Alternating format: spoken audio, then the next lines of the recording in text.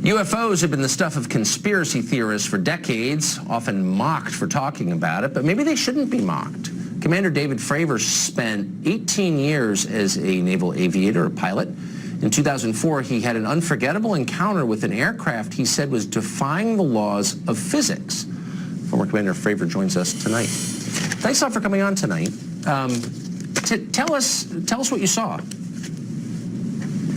Well, we had launched on a routine training mission. When we joined up, we were told that the event was going to be canceled and that we had real-world tasking, and we were sent out to the west. Now, take in mind that this has taken place about 100 miles southwest of San Diego, between San Diego and Ensenada, Mexico, on a clear, perfect day, blue waters. We get out to the spot where they tell us it's at. We start looking around, and both airplanes see a disturbance in the water and a white 40-foot long tic-tac shaped object just hovering above the water, going forward, back, left, right. There's no rotor wash, there's no wings, nothing. So as we drive around in a clockwise flow, we get to about the 9 o'clock position, and I said, well, I'm going to go down and check it out, and the other jet is going to stay high.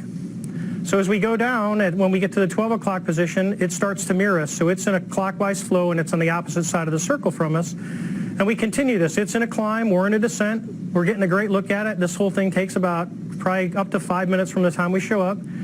I get over to the 8 o'clock position. It's at about the 2 o'clock position, and I decide I'm going to go and see what it is, and it's about 2,000 feet below me. And I cut across the circle, and as I get within about a half mile of it, it rapidly accelerates to the south in about 2 seconds and disappears. What would you estimate the speed? Oh, well above supersonic. It like a bullet out of a gun, it took off. So from what you know about aerodynamics, mechanics, physics, should this be possible, what you saw? Not with the technology that we have today. Not at all. Even now, even 13 years later, is there anything that you know of capable of this kind of behavior?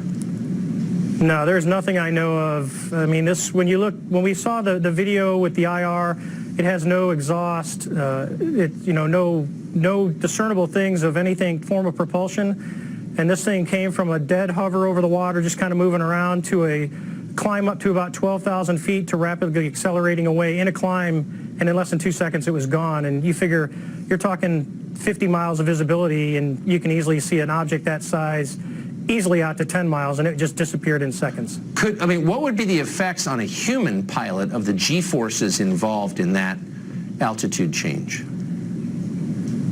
Well, the altitude wouldn't be bad. It would be the acceleration of the object. That's right. Honestly, I wanted to fly it. Yeah, but, I bet. Talking to some physicists, they don't think the human body could handle that kind of force with that acceleration. It doesn't sound like the human body could. So bottom line, what do you think this was? I believe, as do the other folks that were on the flight, that when we visually saw it, that it was something not from this world. When presumably you expressed that belief to your superiors, what did they say? Well, actually, we caught a lot of grief getting back to the boat, and it got passed off as an event that no one could explain. Now, keep in mind, they had been tracking these for 2 weeks prior to us seeing it, and this was the first time that manned airplanes had been airborne when the objects appeared. This feels like a really big story to me. It's not exactly clear why Vladimir Putin's more interesting than this. I think this seems like a big deal. And Commander, I appreciate your taking the time to talk to us about it. You seem sober and believable, and I appreciate it. Well, thank you very much, Tucker. Thanks.